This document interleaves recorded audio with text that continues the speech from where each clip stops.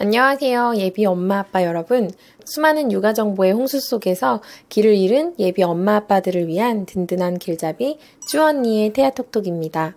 거울 앞에 설 때마다 동그랗게 불러온 배를 보면서 우리 아가 잘 크고 있구나 대견하다가도 문득 내가 과연 잘할 수 있을까? 뭘 어떻게 준비해야 하지? 하는 생각에 마음이 덜컥 내려앉는 순간 다들 한 번쯤은 있으셨죠? 저도 저희 첫째, 둘째 가졌을 때 정말 똑같았어요. 설레는 마음만큼이나 모르는 것 투성이라서 불안한 마음도 컸거든요.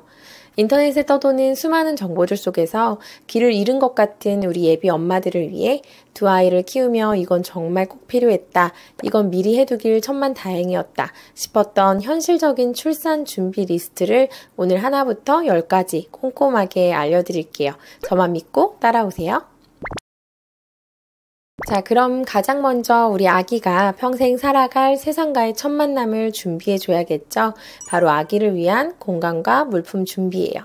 첫 번째, 아기가 생활할 공간을 만들어주는 일인데요. 단순히 예쁜 아기 침대나 인형으로 방을 꾸미라는 뜻이 절대 아니에요. 그보다 100배는 더 중요한 게 바로 동선이랍니다. 한번 상상해보세요. 깜깜한 새벽에 아기 울음소리에 비몽사몽 일어나서 불을 켜고 기저귀를 갈고 수유를 하고 트림을 시키고 다시 눕히는 이 모든 과정이 얼마나 편하고 짧게 이루어질 수 있는지를요. 기저귀 가리대와 수유 쿠션, 아기 침대의 거리를 미리 계산해서 세팅해 두셔야 출산 후 덜 헤매고 엄마 몸도 조금이라도 덜 힘들 수 있어요. 이건 정말 겪어본 사람만 아는 꿀팁이에요. 두 번째는 아기 의류 세탁인데요. 아기 피부에 직접 닿는 베넷저고리, 손수건, 속사계 같은 것들은 당연히 미리 세탁해둬야겠죠. 보통 출산 예정일 한 달 전쯤 아직 엄마 몸이 가장 편안하게 움직일 수 있을 때 끝내놓는 걸 추천드려요. 햇살 좋은 날 작고 귀여운 아기 옷들을 아기 전용 세제로 빨아서 널어 놓으면 그게 또 그렇게 행복하더라고요. 혹시 쓰던 세탁기를 같이 쓰신다면 꼭 세탁조 청소 먼저 싹 하시는 거 잊지 마시고요.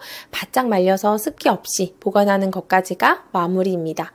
마지막으로 대망의 출산 가방 싸기. 이거 정말 미루다 발등에 불 떨어져서 챙기는 분들 많으시죠? 저는 첫째 때는 미리미리 잘 싸두었는데 둘째 때는 예상하지 못하게 갑자기 양수가 터지는 바람에 부랴부랴 그 당일에 막 쌌던 기억이 나요. 특히 자연분만은 언제 신호가 올지 모르니까 넉넉하게 한 달 전부터는 미리 싸두시는 걸 추천드려요. 병원용, 조리원용 따로 싸야 하나 고민도 되실 텐데요. 제 경험상 그냥 24인치 이상 큰 캐리어 하나에 한 번에 다 담는 게 최고더라고요. 병원이나 조리원에서 뭘 주는지 미리 전화로 체크를 해보고 리스트를 만들어서 준비하면 훨씬 수월하고요.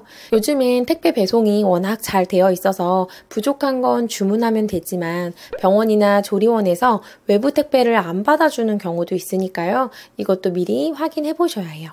그리고 여기서 또 하나의 팁은 산모 수첩이나 신분증, 핸드폰 충전기처럼 정말 자주 쓰는 중요한 물건들은 캐리어 말고 작은 보조 가방에 따로 챙겨두세요.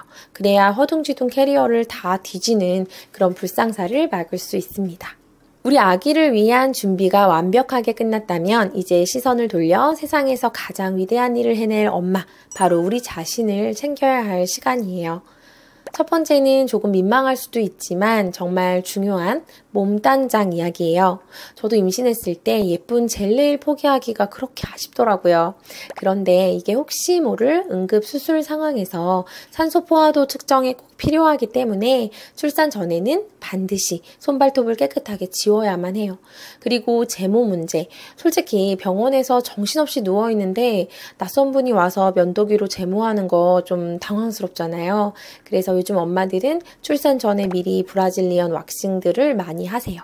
저도 둘째 때는 하고 갔는데 확실히 출산 후에 나오는 오로를 관리하기가 훨씬 위생적이고 편했던 경험이 있어요. 이건 선택사항이지만 고민 중이시라면 저는 개인적으로 추천하고 싶어요. 두 번째는 정말 중요한 병원에 당장 가야 하는 신호들을 알아두는 거예요. 양수가 터지거나 규칙적인 진통이 오는 건 다들 알고 계시죠? 그런데 이런 명확한 신호 말고도 갑자기 심한 출혈이 있거나 배가 돌처럼 뭉쳐서 잠시도 풀리지 않고 계속 아프거나 열이 펄펄 끓는 증상이 나타날 때도 있어요. 엄마의 직감이라는 게 있거든요. 뭔가 평소랑 다르게 정말 이상하다 싶으면 절대 참지 말고 망설이지 말고 바로 병원에 연락하고 방문을 하셔야 해요. 마지막으로 우리 워킹맘들이라면 절대 놓치면 안 되는 서류 준비. 아기 낳고 나면 정말 정신이 하나도 없어서 회사에 전화하고 서류 챙길 경황이 없어요. 그러니까 몸이 편안할 때 미리 회사와 출산휴가, 육아휴직 기간을 확실하게 조율하고 필요한 서류는 완벽하게 제출까지 끝내 놓으세요.